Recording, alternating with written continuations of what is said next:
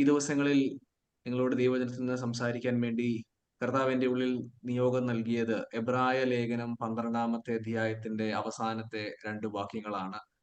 അതിൽ നിന്ന് ചില കാര്യങ്ങൾ ഇന്നലെ നമ്മൾ ഒന്നിച്ച് ധ്യാനിക്കാൻ കർത്താവ് കൃപ ചെയ്തു. തുടർന്നും ഇന്നും ആ ദൈവവചന ഭാഗങ്ങളിലേക്കാണ് ഞാൻ നിങ്ങളുടെ ശ്രദ്ധയെ ക്ഷണിക്കുന്നത്.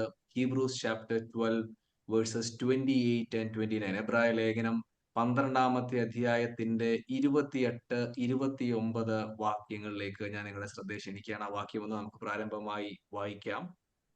ആകയാൽ ഇളകാത്ത രാജ്യം പ്രാപിക്കുന്നതുകൊണ്ട് നാം നന്ദിയുള്ളവരായി ദൈവത്തിന് പ്രസാദം വരുമാറ് ഭക്തിയോടും ഭയത്തോടും കൂടെ സേവ ചെയ്യുക. നമ്മുടെ ദൈവം ദഹിപ്പിക്കുന്ന അഗ്നിയല്ലോ. സ്തോത്രം.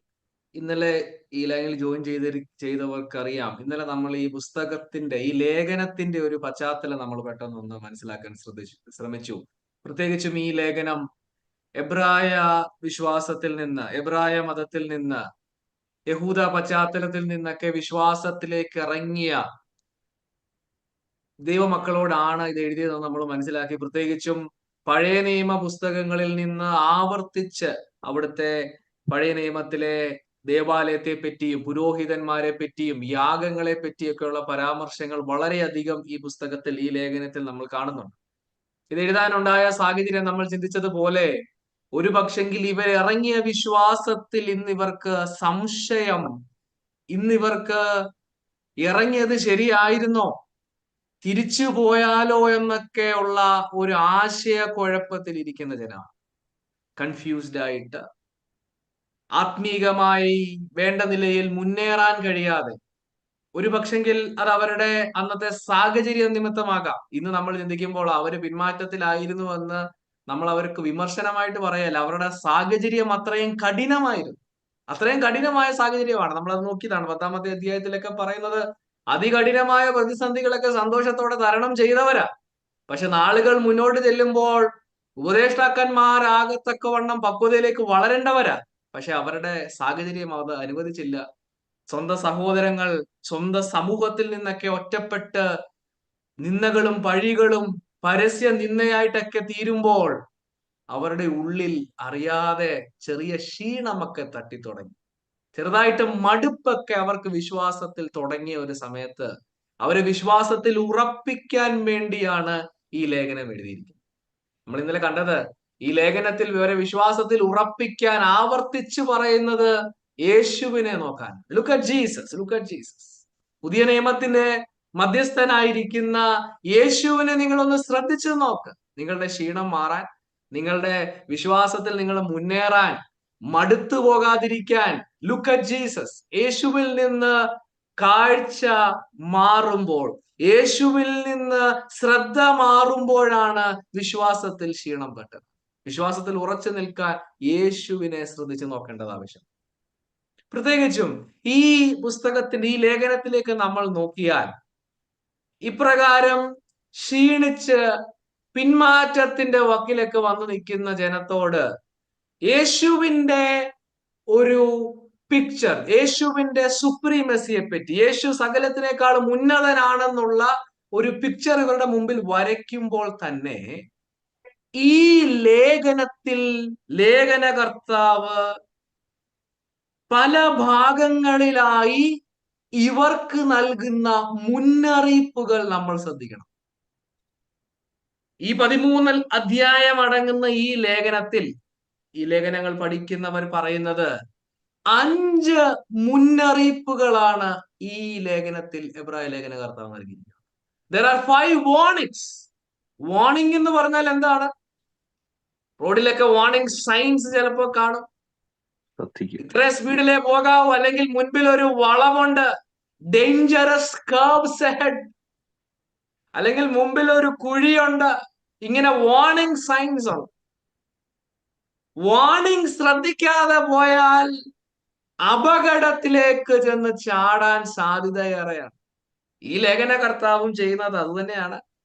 യേശുവിനെ പറ്റി, യേശു ഉന്നതനാണ്, ജീസസ് ഈസ് സുപ്പീരിയർ എന്നുള്ള ഒരു പിക്ചർ പറഞ്ഞിട്ട് അതിന്റെ എല്ലാം ഇടയ്ക്ക് തന്റെ ഹൃദയത്തിന്റെ ഭാഷയിൽ വളരെ ഗൗരവത്തോടെ ഈ വിശ്വാസത്തിൽ ക്ഷീണിച്ചൊക്കെ ഇരിക്കുന്നവരോട് പറയാ, if you don't listen to what God is saying, നിങ്ങൾ ഈ പറഞ്ഞിരിക്കുന്ന കാര്യങ്ങൾ ശ്രദ്ധിക്കാതെ പോയാൽ വലിയ അപകടം നിങ്ങളുടെ മുൻപിൽ വരുന്നുണ്ട്. 5 വാർണിംഗ്, വളരെ വ്യക്തമായിട്ട് നമ്മുടെ വായനയിൽ തിരിച്ചറിയാൻ പറ്റുന്ന 5 വാർണിംഗ് പാസേജസ് ഉണ്ട്. എബ്രായ ലേഖനത്തിന്റെ 2-ാമത്തെ അധ്യായം 1 മുതൽ 4 വരെ ഉള്ളതാണ് ഒന്നാമത്തെ വാർണിംഗ്. ആരെങ്കിലൊക്കെ നോട്ട് ചെയ്യുന്നുണ്ടെങ്കിൽ ഒന്ന് നോട്ട് ചെയ്തു. Hebrews chapter 2 versus 1 to 4 is the first warning. അവിടെ പറഞ്ഞിരിക്കുന്നത്, ദൈവത്തിന്റെ പുത്രനായിരിക്കുന്ന യേശു പ്രസംഗിച്ചു തുടങ്ങിയ ഈ സന്ദേശത്തെ നിങ്ങൾ കരുതാതിരുന്നാൽ, ഇതിനെ ഇഗ്നോർ ചെയ്താൽ നിങ്ങൾക്ക് വലിയ അപകടം വരുന്നുണ്ട്. കേട്ടത് അധികം ശ്രദ്ധയോടെ കരുതേണ്ടത് ആവശ്യമാണ്. കാരണം ഈ സന്ദേശം നൽകിയത് ദൈവത്തിന്റെ പുത്രനായ യേശു ക്രിസ്തു. അതാണ് ഒന്നാമത്തെ വാർണിംഗ്, ചാപ്റ്റർ 2 വേഴ്സസ് 1 to 4. രണ്ടാമതായിട്ട് കാണുന്ന വാർണിംഗ് 3-ാമത്തെ അധ്യായത്തിന്റെ 7 മുതൽ 4-ാം അധ്യായം 13-ാം വാക്യം വരെ, ചാപ്റ്റർ 3 വേഴ്സ് 7 to 4 വേഴ്സ് 13. അവിടെ പറയുന്നത്, the danger of refusing to believe God's word. ഇവർക്ക് പറ്റിപ്പോയത് എന്തുവാണെന്നറിയാമോ? ദൈവത്തിന്റെ വചനത്തിലുള്ള വിശ്വാസം ഇപ്പൊ അവർക്കില്ല.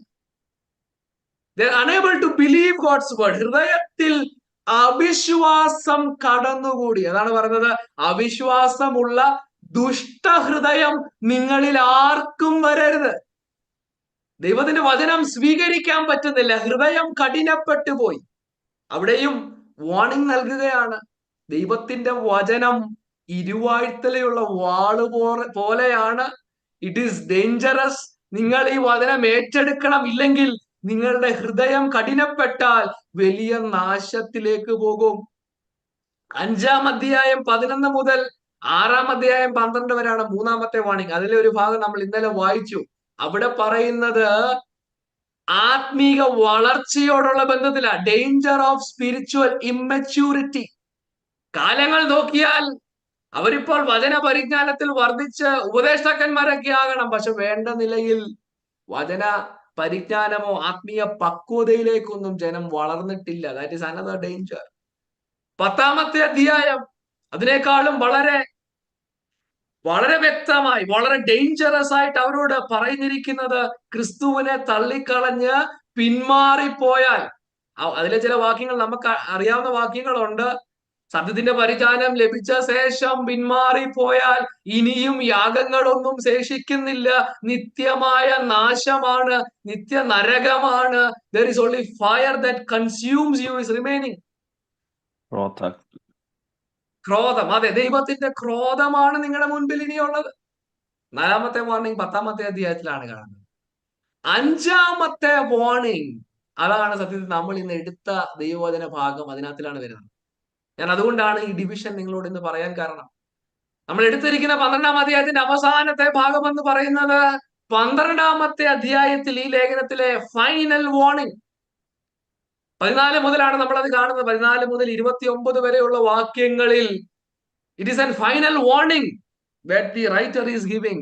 ദൈവത്തിന്റെ വചനത്തെ നിരസിച്ച് കളയരുത്. പ്രത്യേകിച്ചും അതിന്റെ 25-ാമത്തെ വാക്യത്തിലൊക്കെ വളരെ വ്യക്തമായി പറഞ്ഞിട്ടുണ്ട്, അരുളു ചെയ്തവനെ നിരസിക്കാതിരിക്കുവാൻ നോക്കുവിൻ. ഇംഗ്ലീഷിൽ എഴുതിയിരിക്കുന്നത്, be careful that you don't reject the one who is speaking. Be careful എന്ന് പറയുമ്പോൾ that is a warning. ആവർത്തിച്ച് ഈ ലേഖനത്തിൽ പല വാർണിംഗ് പറഞ്ഞിരിക്കുകയാണ്. വാർണിംഗ് ഒക്കെ നൽകുന്നത്, വാർണിംഗ് അവഗണിച്ചു പോയാൽ അതിന്റെ consequence will be divine punishment. നമ്മൾ ഇന്ന് എടുത്തിരിക്കുന്ന ഭാഗത്തിലേക്ക്, നമ്മൾ ഈ ദിവസങ്ങൾ ധ്യാനിക്കുന്ന ആ വേദഭാഗത്തിലേക്ക് വരുമ്പോൾ, ആദ്യം മുതലുള്ള അധ്യായങ്ങളിൽ ആവർത്തിച്ച് പല കാര്യങ്ങൾ പറഞ്ഞിട്ടുണ്ട്. നമ്മൾ വായിച്ച പല ഭാഗങ്ങളുണ്ട്. സുവിശേഷത്തിന്റെ സത്യങ്ങളെ മുറുകെ പിടിക്കണം, പിന്മാറിപ്പോയാലുള്ള അപകടങ്ങളെ പറ്റിയൊക്കെ പറഞ്ഞിട്ട് 11-ാം അധ്യായത്തിൽ നമ്മൾ ഇന്നലെ കണ്ടു വിശ്വാസത്തിലെ വിശ്വാസ വീരന്മാരുടെ പട്ടിക. അവരൊക്കെ ഒരു മാതൃക എന്ന വണ്ണം ഈ വിശ്വാസ സമൂഹത്തിന് മുമ്പിൽ വെച്ചിട്ട് പറയാ, നിങ്ങളും മരണം വരെ. 12-ാം അധ്യായത്തിൽ ഒരു വാക്യം ഇങ്ങനെയാണ്, പ്രാണത്യാഗത്തോളം, അണ്ടിൽ ഡെത്ത്, മരണം വരെ നിങ്ങൾ ഇതിനെ മുറുകെ പിടിക്കേണ്ടത് ആവശ്യമാണ്.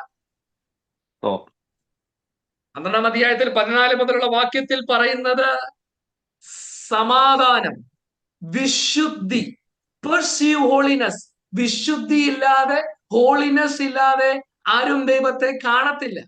അതിന്റെയൊക്കെ ഒടുവിലാണ് നമ്മൾ ഇന്ന് എടുത്തിരിക്കുന്ന വേദഭാഗത്തിൽ പറയുന്നത് it's a warning about listening God attentively. ശ്രദ്ധയോടെ ദൈവത്തെ കേൾക്കണം. What is God expecting? ദൈവം എന്താണ് ജനത്തിൽ നിന്ന് പ്രതീക്ഷിക്കുന്നത്? ഇങ്ങനെ കുറെ പേരൊക്കെ പിന്മാറിപ്പോയി. പ്രത്യേകിച്ചും 10-ാം അധ്യായത്തിൽ പറഞ്ഞിട്ടുണ്ട്, അവരുടെ ഇടയിൽ പലരും ഇപ്പോൾ കൂട്ടായ്മകളിൽ പോലും വരുന്നില്ല. They have neglected. കൂട്ടായ്മകളെയൊക്കെ വിട്ട് ഇവരുടെ ഇടയിൽ നിന്ന് പലരും മാറിപ്പോയി. ആ ഒരു കോണ്ടെക്സ്റ്റിലാണ് നമ്മൾ ഇന്ന് വായിച്ച, നമ്മൾ ഈ ദിവസങ്ങൾ ചിന്തിക്കുന്ന വാക്യത്തിന്റെ പ്രസക്തി.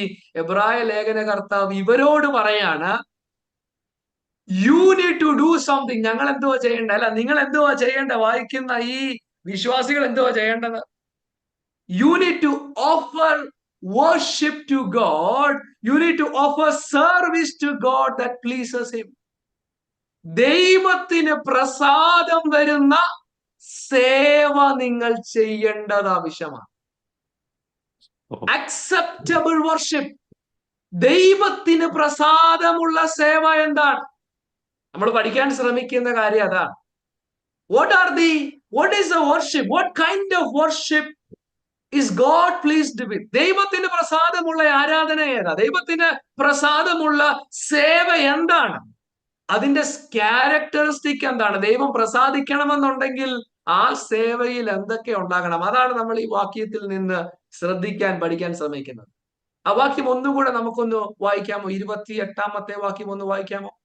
ആകയാൽ ഇളകാത്ത രാജ്യം പ്രാപിക്കുന്നതുകൊണ്ട് നാം നന്ദിയുള്ളവരായി ദൈവത്തിന് പ്രസാദം വരുമാറ് ഭക്തിയോടും ഭയത്തോടും കൂടെ സേവ ചെയ്യുക.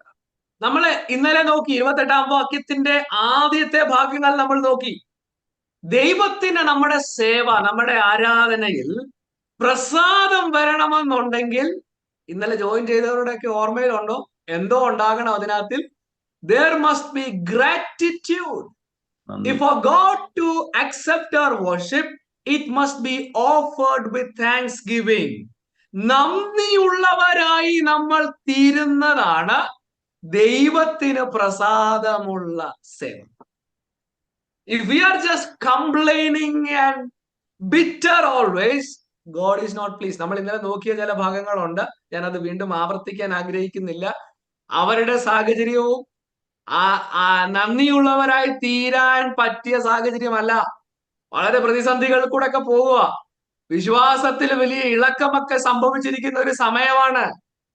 പക്ഷെ അവരെ സന്തോഷിപ്പിക്കുന്ന, അവരുടെ ഉള്ളിൽ ധൈര്യം പകരുന്ന, ഇളകിയിരിക്കുന്ന വിശ്വാസത്തെ ഉറപ്പിക്കാൻ നന്ദിയുള്ളവരായി തീരാനുള്ള കാരണം നമ്മൾ ഇന്നലെ നോക്കി. കാരണം ഇതാണ്, you have received A kingdom. നിങ്ങൾക്കൊരു രാജ്യം കിട്ടി. സ്തോത്രം, സ്തോത്രം. ഇത് അവരെ പറ്റി പറയുമ്പോൾ നമ്മുടെ ഉള്ളിലും നന്ദി ഉണ്ടാകണം. കാരണം എന്താ?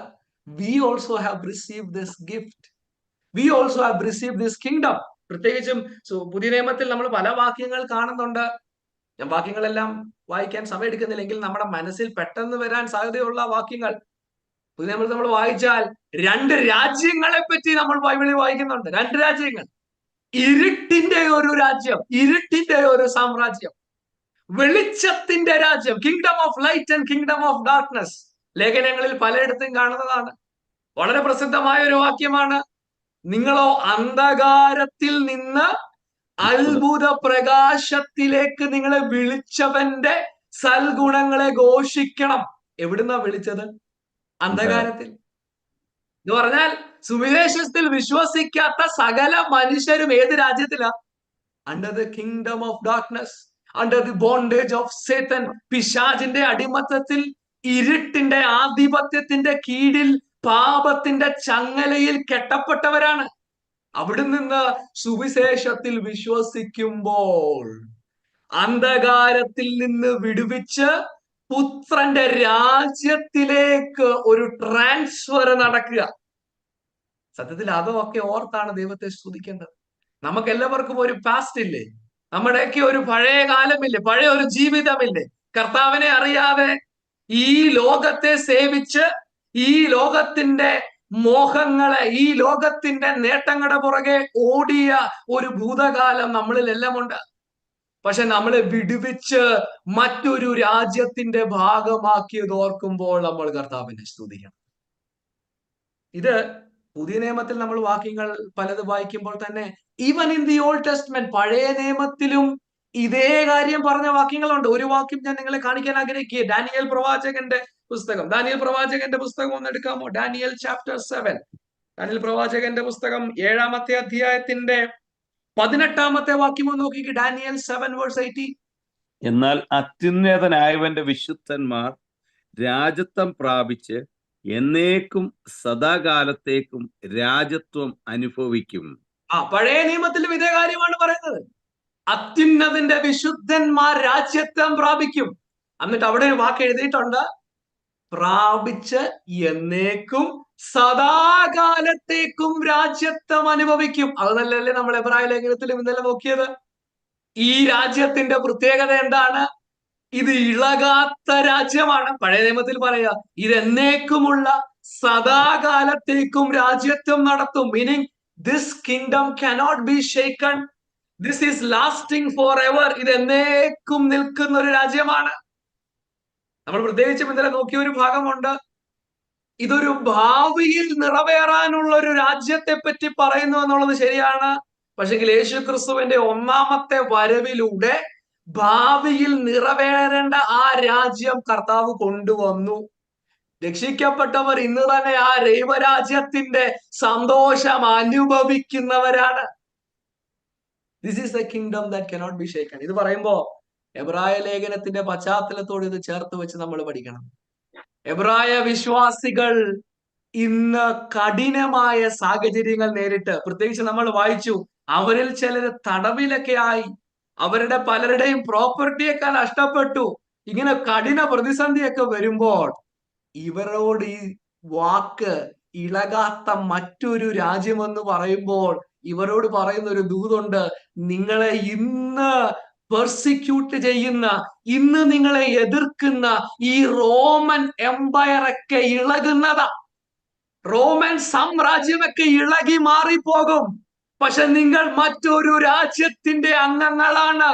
അതിന് ഇളക്കം തട്ടത്തില്ല. സത്യമല്ലയോ? ഇന്ന് റോമൻ സാമ്രാജ്യം ഉണ്ടോ? അതൊക്കെ ഇളകി മാറിയില്ലേ? പക്ഷെ എബ്രായ വിശ്വാസികൾ അവർ ആയ ദൈവത്തിന്റെ രാജ്യം ഇന്നും വിശാലതയിലേക്ക് നടന്നുകൊണ്ടിരിക്കുമല്ലേ? ഇന്നും എത്രയോ പേരെ സ്വാധീനിച്ചുകൊണ്ട് ഈ രാജ്യം വ്യാപിച്ചുകൊണ്ടിരിക്കുന്നു. This is a kingdom that cannot be destroyed. ഈ രാജ്യത്തെ തകർത്ത് കളയുവാൻ പല രാജ്യങ്ങൾ ശ്രമിച്ചു, പല സാമ്രാജ്യങ്ങൾ ശ്രമിച്ചു, പല ചക്രവർത്തിമാർ ശ്രമിച്ചിട്ടും ഇതിനെ ഇളക്കാൻ കഴിഞ്ഞിട്ടില്ല.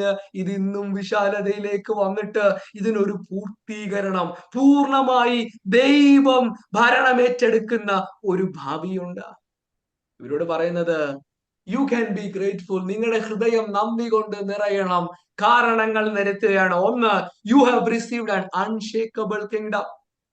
മറ്റൊരു കാരണം നമ്മൾ ഇന്നലെ ശ്രദ്ധിച്ചത് 18 മുതലുള്ള വാക്യങ്ങളാണ്. അവിടെ പറയുന്നത്, you have become part of A new covenant. പുതിയൊരു ഉടമ്പടിയുടെ ഭാഗമായി നിങ്ങൾ തീർന്നു.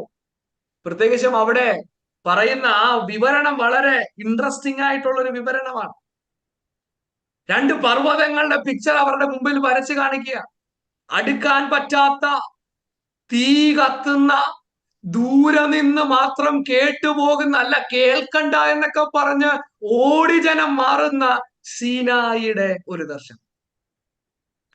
ആ ദർശനം അവരുടെ മുമ്പിൽ വീണ്ടും ഓർമ്മപ്പെടുത്തുകയാണ്. പഴയ നിയമത്തിലെ പുറപ്പാട് പുസ്തകത്തിൽ ദൈവം ഇറങ്ങി വന്ന് ഉടമ്പടി ചെയ്ത ആ രംഗം അവരെ ഓർമ്മപ്പെടുത്തുക. എന്നിട്ട് പറയുന്നത് 22 മുതലുള്ള വാക്യങ്ങൾ. അതിലെ ഓരോ വാക്കുകളും നമ്മൾ വ്യാഖ്യാനിച്ച് പഠിക്കേണ്ടത് ആവശ്യമാണ്. ഓരോ വാക്കുകളും വളരെ അർത്ഥം നിറഞ്ഞതാണ്. 22 മുതലുള്ള വാക്യങ്ങളിൽ പറയുന്നത്, പക്ഷെ നിങ്ങൾ വന്നിരിക്കുന്നത് സീനായുടെ അരികിലല്ല. You have come to another mountain. നിങ്ങൾ മറ്റൊരു മലയുടെ, പർവ്വതത്തിന്റെ അരികിലേക്ക് വരികയാണ്. അത് സിയോൻ പർവ്വതമാണ്. അവിടെ അടുത്തേക്ക് ജനത്തിന് ചെല്ലാൻ കഴിയും. കാരണം എന്താണ്? അതില് അവസാനത്തെ ആ വാക്യം ഒന്ന് നോക്കാമോ? 24 വാക്യം ഒന്ന് നോക്കാമോ? പുതുനിയമത്തിന്റെ മധ്യസ്ഥനായ യേശുവിനും ഹാബേലിന്റെ രക്തത്തെക്കാൾ ഗുണകരമായി സംസാരിക്കുന്ന പുണ്യാഹ രക്തത്തിനും അടുക്കലത്രേ നിങ്ങൾ വന്നിരിക്കുന്നത്. ആബേലിന്റെ രക്തത്തെക്കാൾ ഗുണകരമായി സംസാരിക്കുക. അത് ഉൽപ്പത്തി പുസ്തകം 4-ാമത്തെ അധ്യായത്തിലെ ഒരു സംഭവമാണ്. രണ്ടുപേര് യാഗം കഴിക്കാൻ പോയി. രണ്ടുപേര് യാഗം കഴിച്ചു. ഒരാളുടെ യാഗത്തിൽ ദൈവം പ്രസാദിച്ചു, മറ്റവന്റെ യാഗത്തിൽ ദൈവം പ്രസാദിച്ചില്ല. കയീൻ അത് ഓർത്ത് കോപിച്ചിട്ട് തന്റെ സഹോദരനെ കൊല ചെയ്തു. 4-ാം അധ്യായത്തിന്റെ 10-ാം വാക്യത്തിൽ പറയുന്ന ഒരു പ്രയോഗമായിരിക്കണം ഇവിടെ എബ്രായ ലേഖന കർത്താവ് ഉപയോഗിക്കുന്നതാണ് പൊതുവിൽ അഭിപ്രായപ്പെടുന്നത്. ദൈവം പറയുന്നുണ്ട്, നിന്റെ സഹോദരന്റെ രക്തം നിലത്ത് നിന്ന് നിലവിളിക്കുന്നു. എന്തിനു വേണ്ടി? കൊല ചെയ്തതിന് പകരം, അവെഞ്ചിങ് ഫോർ ഹിസ് മർഡർ.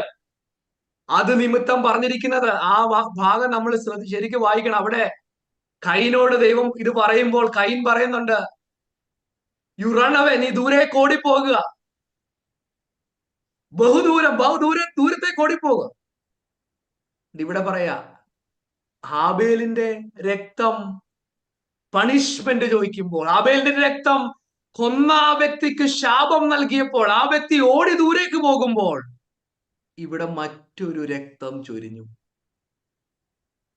2000 വർഷത്തിന്റെ പുറകിൽ കാൽവറിയിൽ ദൈവത്തിന്റെ പുത്രൻ തന്റെ അവസാനത്തെ തുള്ളി രക്തം വരെയും ഒഴുക്കിയിട്ട് ആ രക്തം വിളിച്ചു പറയുന്ന സന്ദേശം, എത്ര കൊടും പാപിയാണെങ്കിലും യു വിൽ ബി ഫോർഗിവൺ. ഒരു നിമിഷം നമ്മൾ ആ കാൽവറിയുടെ ആ പിക്ചർ നമ്മുടെ മനസ്സിൽ വരണം. യേശു കർത്താവ് ആ ക്രൂശിൽ കിടക്കുമ്പോൾ പറഞ്ഞ വാക്കുകളിൽ ഒന്ന്, പിതാവേ, ഇവർ ചെയ്യുന്നത് എന്തെന്നറിയായികയാൽ ഇവരോട്, ആരോട്? തന്റെ കരത്തിൽ ആണിയടിക്കുന്ന പടയാളികളോട് പോലും ക്ഷമിക്കുന്ന ഈ രക്തത്തെ നമ്മൾ കാണണം. വർഷങ്ങൾ പലത് കഴിയുമ്പോഴും ഇന്നും പാപത്തിന് പരിഹാരം വരുത്തി, പാപത്തിന്റെ കറ കഴുകി ദൈവസന്നിധിയിലേക്ക് ധൈര്യത്തോടെ അടുത്തു വരാൻ നമുക്ക് പ്രവേശനം നൽകിയതാണ് ഈ രക്തം. ഞാൻ ഒരു വാക്യം നിങ്ങളുടെ മുമ്പിലേക്ക് കൊണ്ടുവരാൻ ആഗ്രഹിക്കുക. നമ്മൾ ഇന്ന് ധ്യാനിക്കുന്ന അതിനോട് ചേർന്ന് കിടക്കുന്ന ഒരു വാക്യമാണ്. ഇതിനോട് ചേർത്തെങ്കിലേ ഈ അർത്ഥം വ്യക്തമാകത്തുള്ളൂ. നോക്കണം, 9-ാമത്തെ അധ്യായം അതിന്റെ 14-ാമത്തെ വാക്യം എബ്രായ ലേഖനത്തിൽ നിന്നാണ്. എബ്രായ ലേഖനത്തിന്റെ 9-ന്റെ 14-ാം വാക്യം ഒന്ന് നോക്കിക്കേ. ജഡികശുദ്ധി വരുത്തുന്നുവെങ്കിൽ നിത്യാത്മാവിനാൽ ദൈവത്തിന് തന്നെത്താൻ നിഷ്കളങ്കനായി അർപ്പിച്ച ക്രിസ്തുവിന്റെ രക്തം ജീവനുള്ള ദൈവത്തെ ആരാധിപ്പാൻ നിങ്ങളുടെ മനസാക്ഷിയെ നിർജീവ പ്രവൃത്തികളെ പോക്കി എത്രയധികം ശുദ്ധീകരിക്കും. അവിടെ എഴുതിയിരിക്കുന്ന വാക്ക് കണ്ടോ? അവിടെ 13 ചേർത്ത് വായിച്ചാൽ 13-ൽ പറയുന്നത് പഴയ നിയമത്തിലെ യാഗത്തെ പറ്റി പറയാ. ആടുകളുടെ, ആട്ടുകൊറ്റന്മാരുടെയും കാളകളുടെ രക്തം മലിനപ്പെട്ടവരുടെ മേൽ തളിക്കുന്ന പശുഭസ്മവും ജഡികശുദ്ധി വരുത്തുന്നു എങ്കിൽ. ജഡീകശുദ്ധി വരുത്തുന്നു. അത് പറയുന്നത് പഴയ നിയമത്തിലെ യാഗത്തിൽ ജഡീകശുദ്ധി വരുത്തുന്നു. എന്നിട്ട് പറയുന്നത് ആ കോൺട്രാക്ട് വീണ്ടും ഈ നമ്മൾ 12-ൽ കാണുന്ന അതേ കാര്യം തന്നെ എഴുതിയേക്കാണ്. നിത്യാത്മാവിനാൽ ദൈവത്തിന് തന്നെ താൻ നിഷ്കളങ്കനായി അർപ്പിച്ച ക്രിസ്തുവിന്റെ രക്തം. അടുത്ത വാക്കുകൾ ശ്രദ്ധിക്കണം. ജീവനുള്ള ദൈവത്തെ ആരാധിപ്പാൻ നിങ്ങളുടെ മനസാക്ഷിയെ ശുദ്ധീകരിച്ചു. മനസ്സിലാവുന്നുണ്ടോ? ഈ 12-ാം അധ്യായത്തിൽ ദൈവത്തിന് പ്രസാദമുള്ള സേവ എന്ന് പറഞ്ഞിട്ടില്ലേ? അതിനോട് ചേർന്ന് കിടക്കുന്ന വാക്ക് തന്നെയാണ്. ഇതെങ്ങനെയാ സാധ്യമായത്? How did it become possible for us? ദൈവത്തെ ആരാധിക്കാൻ നമുക്ക് സാധ്യമായത് ഈ ഒഴുക്കപ്പെട്ട, ഈ ചൊരിഞ്ഞ, ഈ കാൽവറിയിൽ ചിന്തിയ യേശുവിന്റെ രക്തം മുഖാന്തരമാണ് നമുക്ക് ദൈവത്തിന്റെ സന്നിധിയിലേക്ക് അടുക്കാൻ കഴിയും. പറഞ്ഞു വരുന്ന കാര്യം, ദൈവത്തിന് പ്രസാദമുള്ള യാഗത്തിൽ ഒന്നാമതായിട്ട് നന്ദിയുള്ളവരായി തീരണം. എങ്ങനെ നന്ദിയുള്ളവരായി തീരാൻ പറ്റും? Think about the unshakable kingdom that we are part of. കർത്താവ് നമ്മളെ ആക്കി തീർത്ത ഈ വെളിച്ചത്തിന്റെ രാജ്യം ഓർക്കുമ്പോൾ നമ്മൾ കർത്താവിനെ സ്തുതിക്കണം.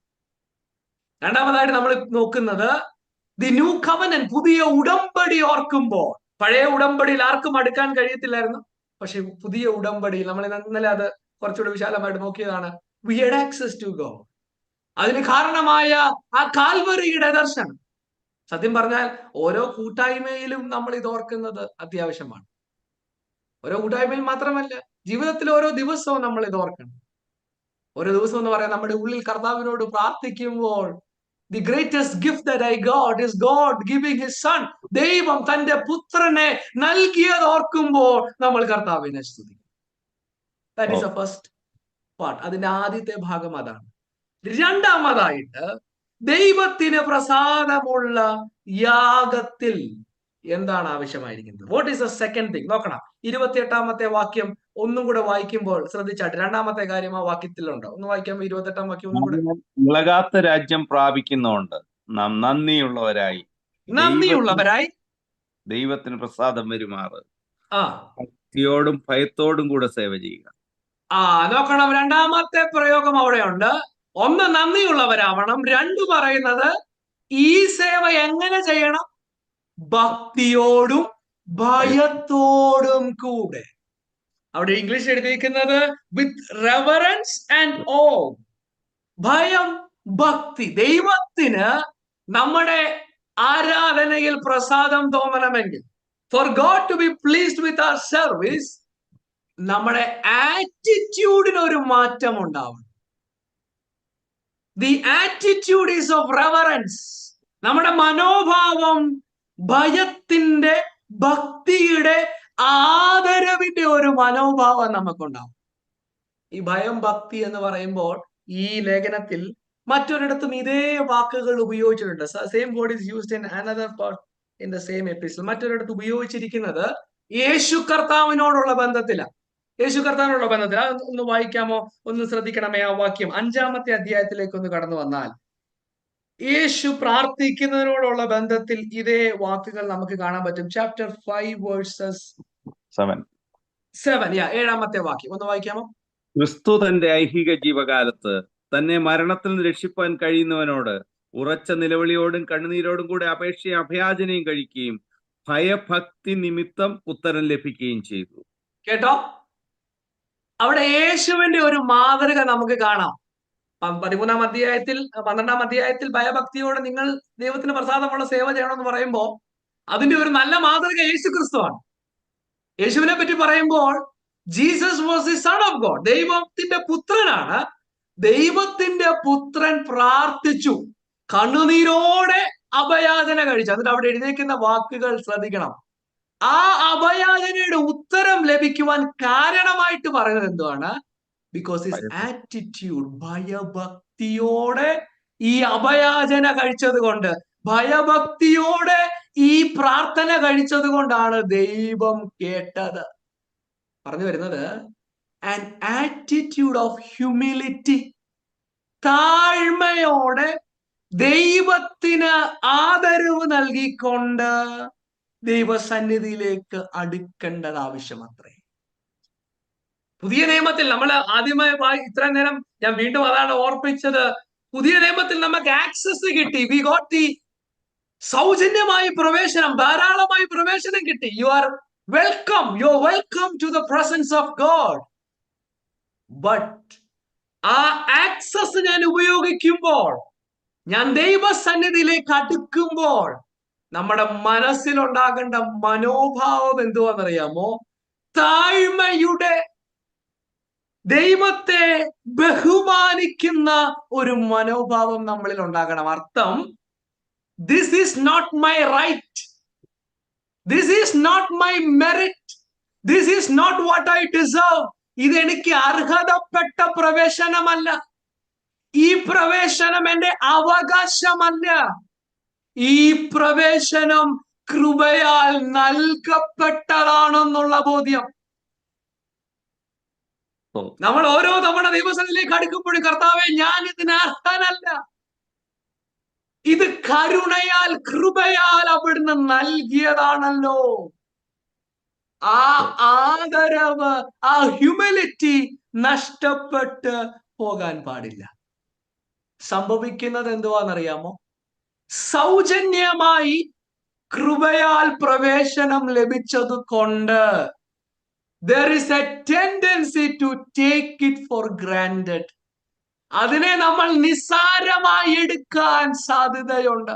അതുകൊണ്ടാണ് എബ്രായ ലേഖനകർത്താവ് ഓർപ്പിക്കുകയാണ്, yes you have got an unlimited access. സൗജന്യമായി പ്രവേശനം നിങ്ങൾക്ക് കിട്ടി. പക്ഷെ നിങ്ങൾ ഓർക്കണം, ഭയഭക്തിയോടുള്ള സേവ മാത്രമേ ദൈവത്തിന് പ്രസാദമുള്ളൂ. ഭയഭക്തിയോടുള്ള അഭയാചനയ്ക്കാണ് ഉത്തരം കിട്ടിയത്.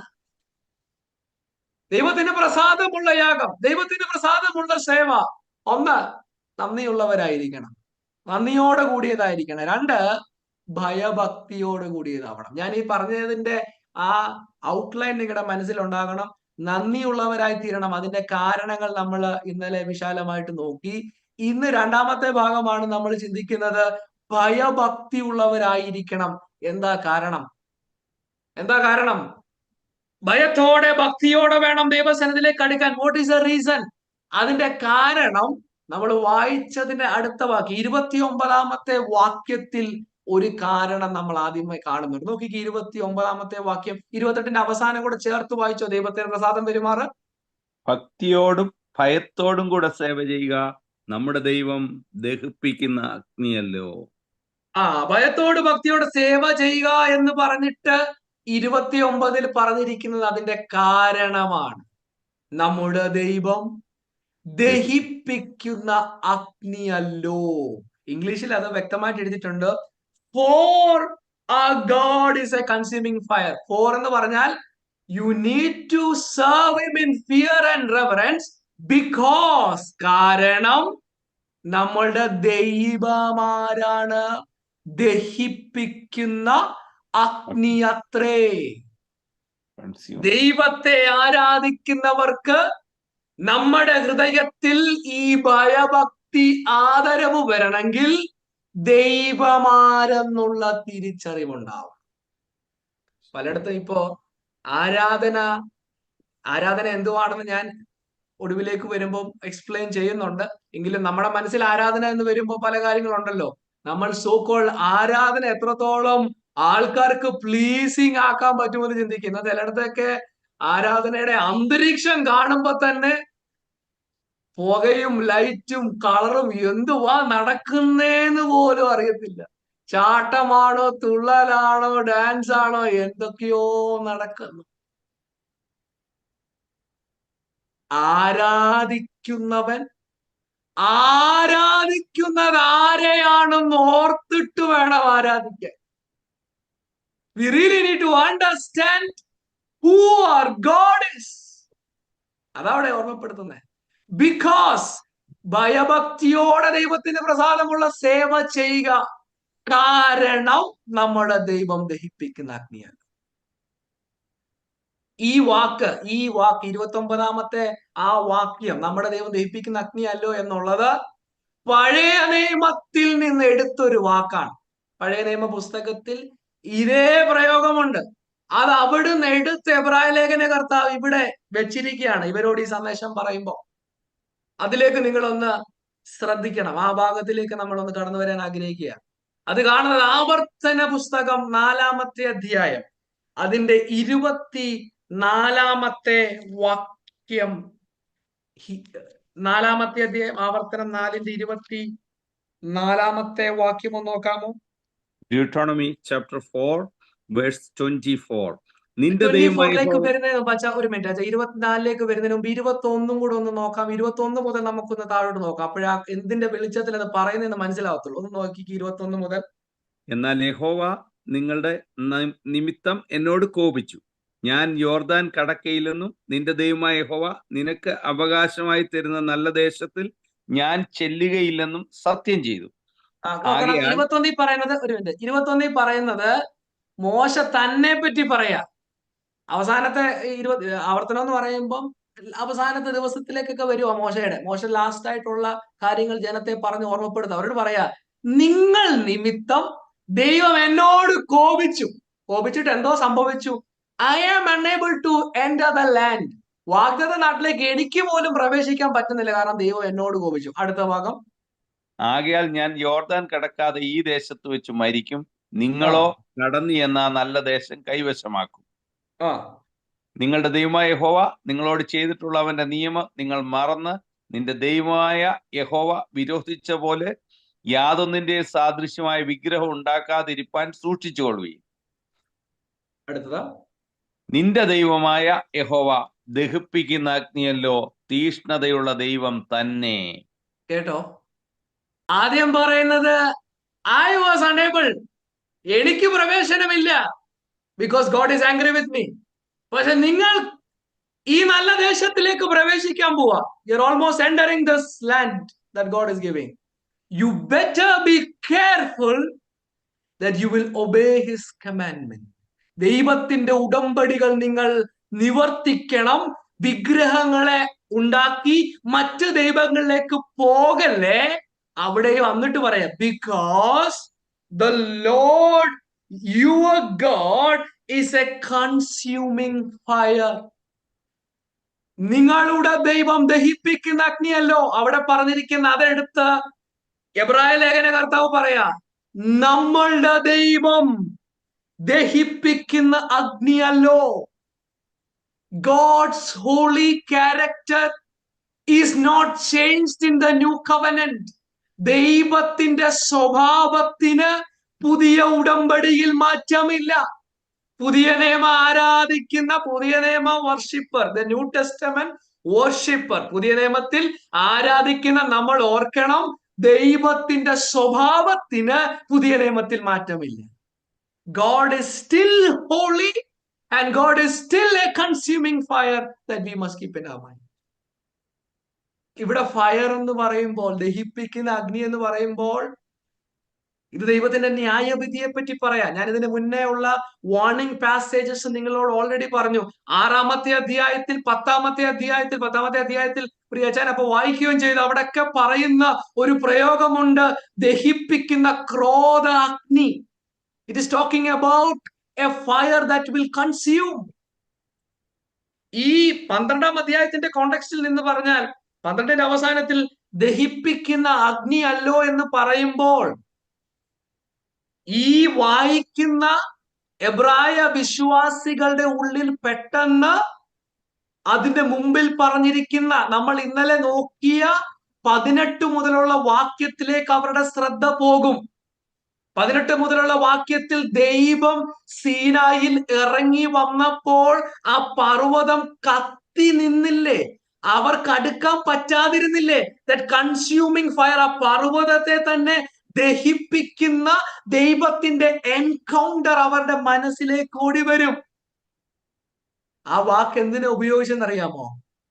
2 പർവ്വതം ഓർമ്മയുണ്ടല്ലോ, സിനായി ആൻഡ് സയോൺ.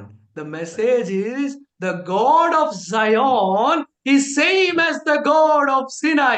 സീനായിലെയും സിയോനിലെയും ദൈവം ഒന്നാണ്. God has not changed. God has not changed. ഇത് പറയുമ്പോ, ഇത് ആവർത്തിച്ച് പറയാൻ കാരണമുണ്ട്.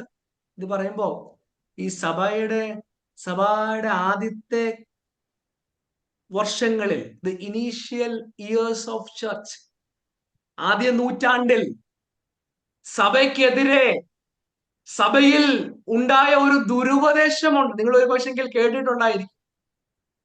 മാർസിയോണിസം എന്ന് പറയും. മാർസിയൻ എന്ന് പറയുന്ന ഒരു വ്യക്തി ഒരു പഠനം നടത്തിയിട്ട് താൻ പറയുന്നത്, പഴയ നിയമത്തിലെ ദൈവം പുതിയ നിയമത്തിൽ ചേരത്തില്ല എന്ന് പറഞ്ഞാൽ, the God of the Old Testament is not the God of the New Testament. പഴയ നിയമത്തിലെ ദൈവം അല്ല പുതിയ നിയമത്തിലെ ദൈവം. ഇത് രണ്ടും വളരെ വ്യത്യാസമുണ്ട്. ഇത് രണ്ടും രണ്ടാണ്. തന്റെ പഠിപ്പിക്കൽ ഇങ്ങനെയായിരുന്നു, പഴയ നിയമത്തിൽ നമ്മൾ കാണുന്ന സൃഷ്ടിച്ച ദൈവം, അല്ലെങ്കിൽ പഴയ നിയമത്തിൽ നമ്മൾ കാണുന്ന യഹോവയാം ദൈവം അല്ല യേശുവിന്റെ പിതാവ് എന്നുള്ളൊരു വാദം. എന്നിട്ട് താൻ പറഞ്ഞൊരു രസകരമായ ഒരു കാര്യമുണ്ട്. എന്നിട്ട് താൻ ഒരു ബൈബിൾ എന്ന് പറയുമ്പോൾ ഒരു ഗ്രൂപ്പ് ഓഫ് ബുക്സ് താൻ തിരഞ്ഞെടുത്തു. താൻ തിരഞ്ഞെടുത്ത പുസ്തകങ്ങളിൽ പഴയ നിയമം ഇല്ല, പഴയ നിയമം വേണ്ട. പുതിയ നിയമ പുസ്തകങ്ങൾ എന്ന് പറയുമ്പോൾ തനിക്ക് ബോധിച്ച ചില പുസ്തകങ്ങൾ മാത്രം ചേർത്തിട്ട് പഴയ നിയമത്തിലെ ദൈവം അല്ല പുതിയ നിയമത്തിലെ ദൈവം എന്ന് സ്ഥാപിച്ച് തന്റെ അനുയായികളെ പഠിപ്പിക്കുന്ന ഒരു അനുഭവം സഭാചരിത്രത്തിന്റെ ആദ്യത്തെ കാലങ്ങളിലുണ്ടായി. അത് ഈ ഇടയ്ക്ക് ഇവിടെ ഈ ഇടയ്ക്ക് നമ്മുടെ ഇടയിൽ പഴയ നിയമം വേണ്ടെന്നൊക്കെ ചിന്തിക്കുന്നവരുണ്ട്. അതിന്റെ കാരണം ഇതായിരിക്കാം. കാരണം the God of the old testament, പഴയ നിയമത്തിന്റെ ദൈവം, ആ ദൈവത്തിന്റെ പിക്ചർ ചിലപ്പോ നമുക്ക് ഉൾക്കൊള്ളാൻ ആഗ്രഹമില്ലാതെ പോവുക. പക്ഷെ പുതിയ നിയമത്തിലും വാക്യം അത് തന്നെയല്ലേ? നമ്മുടെ ദൈവം ദഹിപ്പിക്കുന്ന അഗ്നിയല്ലോ. ആരാധിക്കാൻ വരുന്ന, ദൈവത്തെ സേവിക്കുന്ന എവറി ന്യൂ ടെസ്റ്റമെന്റ് ബിലീവർ, എല്ലാ പുതിയ നിയമ വിശ്വാസിയുടെയും ഉള്ളിൽ ഈ രണ്ടു പിക്ചറും ഉണ്ടാകണം. ഏത് രണ്ട് പിക്ചർ? ഈ രണ്ട് പർവ്വതങ്ങളിൽ കാണുന്ന ദൈവത്തിന്റെ പിക്ചർ നമ്മുടെ ഉള്ളിൽ ഉണ്ടാകണം. ദഹിപ്പിക്കുന്ന അഗ്നിയായി പർവ്വതത്തിൽ ഇറങ്ങിയ ഒരു ദൈവ സാന്നിധ്യമുണ്ട്. And that is the same God that we worship എന്ന് പറയുമ്പോൾ അതേ ദൈവം തന്നെയാണ് പുതിയ നിയമത്തിൽ സ്നേഹസമ്പന്നനായി ഇറങ്ങി വന്നത് എന്നുള്ളത് നമ്മുടെ ഉള്ളിൽ ആ ബോധ്യമുണ്ടാകും. That is a tension. ഒരു ടെൻഷൻ ഉണ്ടാവും. ഞാനും അത് ചിന്തിച്ചു. നമ്മൾ ആദ്യ ഭാഗത്തിൽ പറയാണ് നന്ദിയുള്ളവരായി ദൈവത്തെ ആരാധിക്കണം, കം ടു ദ ലോർഡ്, ദൈവത്തിന്റെ അരികിലേക്ക് വരണമെന്നൊക്കെ പറയുമ്പോൾ ദൈവം ആരെന്നുള്ളത് ഓർത്തിട്ട് വേണം. ദൈവം ആരെന്നുള്ള ബോധ്യം നമുക്കുണ്ടാവണം. ഇഫ് യു ഫോർഗെറ്റ് ദാറ്റ്, ദൈവത്തെ നിസ്സാരമായി കണ്ട് ദൈവത്തെ ലാഘവത്തോടെടുത്ത് that is all good, this is all love, this is only grace എന്നുള്ള ഒരു ഈസി ആറ്റിറ്റ്യൂഡ് അല്ല ദൈവമാരെന്നുള്ള ദർശനം വ്യക്തമായിട്ട് നമുക്കുണ്ടാകും.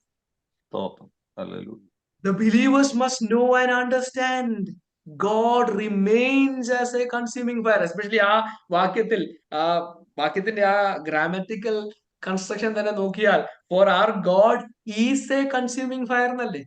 ദഹിപ്പിക്കുന്ന അഗ്നി ആയിരുന്നു എന്നല്ല, ആണല്ലോ, ആയിരുന്നു. still like that. He's the same God. New covenant, പുതിയ ഉടമ്പടിയിലേക്ക് വരുമ്പോ പണ്ട് അങ്ങനെ ആയിരുന്നല്ലോ എന്നല്ല, he still. പഴയ നിയമത്തിൽ നിന്ന് അതെടുത്ത് പറയുന്നത് ദൈവമാനം ഓർത്തോണം. അപ്പോ ഒന്നാമത്തെ കാരണമാണ് നമ്മൾ നോക്കുന്നത്, ഭയഭക്തിയോടെ ദൈവത്തെ ആരാധിക്കണം, സേവിക്കണം. കാരണം our God is a consuming fire. രണ്ടാമത്തെ കാരണം നമ്മൾ കാണുന്നത് അതിന്റെ തൊട്ട് മേളത്തെ വാക്യങ്ങളിലേക്ക് നോക്കണം. Especially versus 25. 25 വാക്യത്തിലേക്ക് ഒന്ന് കടന്നു വരാം. 25 വാക്യത്തിൽ രണ്ടാമത്തെ കാരണം നമ്മൾ കാണുന്നുണ്ട്. നോക്കി 25 വാക്യം. അരുളി ചെയ്യുന്നവനെ നിരസിക്കാതിരിപ്പാൻ നോക്കുവീൻ, ഭൂമിയിൽ അരുളി ചെയ്തവനെ നിരസിച്ചവർ തെറ്റി ഒഴിയാതിരുന്നുവെങ്കിൽ സ്വർഗത്തിൽ നിന്ന് അരുളി ചെയ്യുന്നവനെ നാം വിട്ടുമാറിയാൽ എത്ര അധികം. രണ്ടാമത്തെ കാരണം അവിടെ എഴുതിയേക്കുന്നത് ശ്രദ്ധിക്കുക. ഭൂമിയിൽ അരുളി ചെയ്തവനെ നിരസിച്ചവർ തെറ്റിയൊഴിയാതിരുന്നുവെങ്കിൽ സ്വർഗത്തിൽ നിന്ന് അരുളി ചെയ്യുന്നവനെ നാം വിട്ടുമാറിയാൽ എത്ര അധികം. എന്തിനെ പറ്റിയാ പറയുന്നത്? ഇത് പറയുന്നത് 18 മുതലുള്ള വാക്യം നമ്മൾ ശ്രദ്ധിച്ചു. 2 ഉടമ്പടിയെ പറ്റി നമ്മൾ ശ്രദ്ധിച്ചു. ഒന്നാമത്തെ ഉടമ്പടി, പഴയ നിയമത്തിന്റെ ഉടമ്പടിയെ കമ്പയർ ചെയ്യുന്നത് ഭൂമിയിൽ നിന്ന് അരുളി ചെയ്തു എന്നുള്ള അർത്ഥത്തിൽ. ഭൂമിയിൽ നിന്ന് അരുളി ചെയ്തെന്ന് പറയുമ്പോൾ നമ്മൾ ഇന്നലെ ചിന്തിച്ച ഭാഗമാണ്. ജനം മോശയോട് പറഞ്ഞു, ഞങ്ങളോട് ദൈവം ഇനി സംസാരിക്കേണ്ട. We don't want God to hear. We don't want to hear from God. You speak to us. അങ്ങ് മോശ ഞങ്ങളോട് സംസാരിച്ചാൽ മതി. അപ്പോ God spoke to Moses. Moses spoke to the people. അതായിരിക്കണം ആ വാക്കിൽ, ഭൂമിയിൽ അരുളി ചെയ്തവൻ. മോശ ആണ് ഈ ജനത്തോട് അരുളി ചെയ്തത്. മോശ അരുളി ചെയ്ത ദൈവത്തിന്റെ ഉടമ്പടിയുടെ നിയമങ്ങൾ ലംഘിച്ചപ്പോൾ എന്തോ സംഭവിച്ചു? പഴയ നിയമത്തിന്റെ ചരിത്രം നമ്മുടെ മുൻപിൽ വരച്ച് കാണിക്കുകയാണ്. പഴയ ഉടമ്പടിയിൽ മോശ മുഖാന്തരം അരുളി ചെയ്ത നിയമങ്ങളെ ലംഘിച്ച ജനത്തിന് ന്യായവിധി ഉണ്ടായെങ്കിൽ, ന്യായവിധി എന്ന് പറയുമ്പോൾ ആ മരുഭൂമി യാത്രയിൽ തന്നെ നമ്മളത് കാണുന്നില്ലേ? മോശക്കെതിരെ മറുതലിച്ച, മോശ പറഞ്ഞ വാക്കുകൾക്കെതിരെ നിന്ന് അവിശ്വസിച്ച, ഹൃദയം കഠിനപ്പെട്ടു പോയ വലിയൊരു കൂട്ടം മരുഭൂമിയിൽ പട്ടുപോയി. അതിനുശേഷവും ഇസ്രായേലിന്റെ ചരിത്രം നമ്മുടെ മുമ്പിൽ പഴയ നിയമത്തിന്റെ ചരിത്രം ഒരു വാർണിംഗ് ആയിട്ട് നൽകുകയാണ്. To understand who God is, rebelling to God's voice. ദൈവത്തിന്റെ വചനത്തെ മറുതലിച്ചാൽ എന്ത് സംഭവിക്കും? അത് നാശം കൊണ്ടുവരും. അത് പഴയ നിയമത്തിൽ നമ്മൾ കാണുന്നു. എന്നിട്ട് ഇവിടെ പറയുന്ന കാര്യം ശ്രദ്ധിക്കണം. ഇതൊരു ആർഗ്യുമെന്റ് വെക്കുക. 25-ാം വാക്യം ആക്ച്വലി ഒരു ആർഗ്യുമെന്റ് എന്ന് പറയുമ്പോൾ ഇറ്റ്സ് സേയിങ് ലൈക്ക് ദിസ്: ഈ ഭൂമിയിൽ നിന്ന് അനുസരിച്ചവൻ, ഭൂമിയിൽ നിന്ന് അരുളി ചെയ്തവനെ അനുസരിക്കാഞ്ഞപ്പോൾ ശിക്ഷയുണ്ടായെങ്കിൽ, സ്വർഗത്തിൽ നിന്ന് അരുളി ചെയ്തവനെ വിട്ടുമാറിയാൽ എത്രയോ അധികം ശിക്ഷ നിങ്ങൾക്കുണ്ടാകും. It's an argument. Why should I fear God? എന്തുകൊണ്ട് ആ ഭയഭക്തി, ആ ആദരവോടെ, ആ ഭയത്തോടെ ദൈവത്തെ അടുക്കണം? കാരണം if I refuse him, if I neglect him, it is going to be deadly. It is going to be very costly. നമ്മൾ ഈ വാർണിംഗ് ആണ് ഞാൻ പറഞ്ഞത്. ഇതൊരു വാർണിംഗ് ആയിട്ട് പറയുമ്പോൾ ഇതിനോട് ചേർന്ന് നിൽക്കുന്ന മറ്റൊരു വാർണിംഗ് പാസേജ് ആണ് 2-ാമത്തെ അധ്യായത്തിൽ നമ്മൾ കാണുന്നത്. ഇതേ കാര്യം നമുക്ക് കാണാൻ പറ്റും. ചാപ്റ്റർ 2 ഒന്ന് നോക്കിക്കേ. Chapter 2 versus 1 to 4. 1-ാമത്തെ വാക്യം മുതൽ താഴേക്ക് വായിച്ചാൽ ഇപ്പോൾ നമ്മൾ ചിന്തിക്കുന്ന അതേ കാര്യം അവിടെ ആവർത്തിച്ചിട്ടുണ്ട്. നോക്കിക്കേ, 2-ാമത്തെ അധ്യായം 1 മുതലുള്ള വാക്യം. അതുകൊണ്ട് നാം വല്ലപ്പോഴും ഒഴുകിപ്പോകാതിരിക്കേണ്ടതിന് കേട്ടതധികം ശ്രദ്ധയോടെ കരുതിക്കൊള്ളുവാൻ ആവശ്യമാകുന്നു. ദൂതന്മാർ മുഖാന്തരം അരുളി ചെയ്ത വചനം സ്ഥിരമായിരിക്കുകയും ഓരോരോ ലംഘനത്തിനും അനുസരണക്കേടിനും ന്യായമായ പ്രതിഫലം ലഭിക്കുകയും ചെയ്തുവെങ്കിൽ, കർത്താവ് താൻ പറഞ്ഞു തുടങ്ങിയതും ദൈവം അടയാളങ്ങളാലും അത്ഭുതങ്ങളാലും വിവിധ വീര്യപ്രവൃത്തികളാലും തന്റെ ഇഷ്ടപ്രകാരം പരിശുദ്ധാത്മാവിനെ നൽകിക്കൊണ്ടും സാക്ഷി നിന്നതും കേട്ടോർ നമുക്ക് ഉറപ്പിച്ചു തന്നതുമായി ഇത്ര വലിയ രക്ഷ നാം ഗണ്യമാക്കാതെ പോയാൽ എങ്ങനെ തെറ്റി ഒഴിയും? അതിനകത്തിലെ പ്രയോഗം നിങ്ങൾ ശ്രദ്ധിച്ചോ? ഓരോരോ ലംഘനത്തിന് ന്യായവിധി ഉണ്ടായി. ഓരോ അനുസരണക്കേടിന് ദൈവത്തിന്റെ പണിഷ്മെന്റ് അവർക്ക് ലഭിച്ചു. അങ്ങനെയാണെങ്കിൽ ചോദിക്കുക, അതിനേക്കാൾ എത്രയോ ശ്രേഷ്ഠനായ ദൈവത്തിന്റെ പുത്രൻ ഇറങ്ങി വന്നിരിക്കുമ്പോൾ നിങ്ങൾ അനുസരണക്കേട് കാണിച്ചാൽ അതിൽ നിന്ന് രക്ഷപ്പെടാൻ സാധിക്കത്തില്ല. നമ്മൾ ചിന്തിച്ചു വരുന്ന കാര്യം, നമ്മൾ ഇന്ന് മനസ്സിലാക്കുന്ന കാര്യം ആരാധനയോടുള്ള ബന്ധത്തില, ദൈവത്തെ സെർവ് ചെയ്യുന്നതിനോടുള്ള ബന്ധത്തില. രണ്ടാമതായിട്ട് നമ്മൾ ചിന്തിച്ച കാര്യം ഇതാണ്: ഭയഭക്തിയോടുള്ള ഒരു സേവയാണ് ദൈവം ആഗ്രഹിക്കുന്നത്. എന്തുകൊണ്ടാ ഭയഭക്തി വേണ്ടത്? ഒന്ന് നമ്മൾ നോക്കിയത് God is an consuming fire, ദൈവം ദഹിപ്പിക്കുന്ന ഒരു അഗ്നിയാണ്. രണ്ടാമതായിട്ട് നമ്മൾ നോക്കുന്നത് പഴയ ഉടമ്പടിയിൽ ഭൂമിയിൽ നിന്നുണ്ടായ അരുളപ്പാട് ലംഘിച്ചവർക്ക് ശിക്ഷയുണ്ടായെങ്കിൽ, ഞാൻ നിസ്സാരമായി ഇതിനെ എടുത്താൽ, ഞാൻ ഇതിനെ നിരസിച്ചു കളഞ്ഞാൽ എനിക്ക് അതിനേക്കാളും ഗൗരവമുള്ള ശിക്ഷയുണ്ടാകും. നമ്മൾ 25-ാം വാക്യം വായിക്കുമ്പോൾ 25-ാം വാക്യത്തിന്റെ ആ ഒരു കോണ്ടെക്സ്റ്റിൽ നിന്ന് നമ്മൾ മനസ്സിലാക്കേണ്ടത്, ഈ ഭയഭക്തി എന്ന് പറഞ്ഞാൽ എവിടെ മനസ്സിലാക്കാം? Where can be understand? നമുക്ക് ഈ ആദരവുണ്ട്, ഭയമുണ്ട്, ഭക്തിയുണ്ട് എന്നൊക്കെ പറഞ്ഞാൽ അത് എങ്ങനെ മനസ്സിലാക്കാം? അത് അവിടെ തന്നെ ആ വാക്യത്തിന്റെ ആ ഒരു എക്സ്പ്ലനേഷനിൽ തന്നെ നമ്മൾ മനസ്സിലാക്കേണ്ടത്, അരുളു ചെയ്തവനെ നിരസിക്കാതിരിപ്പാൻ നോക്കുവിൻ എന്ന് പറയുമ്പോൾ it is talking about the revelation through the son. പുത്രനിൽ കൂടെ ഉള്ള ദൈവത്തിന്റെ അരുളപ്പാടാണ്. ദൈവം തന്റെ പുത്രനിലൂടെ സംസാരിച്ചു. ഇന്ന് ദൈവം സംസാരിക്കുന്നു. എങ്ങനെ? ദൈവത്തിന്റെ വചനത്തിൽ കൂടെ ദൈവം നമ്മളോട് സംസാരിക്കുക.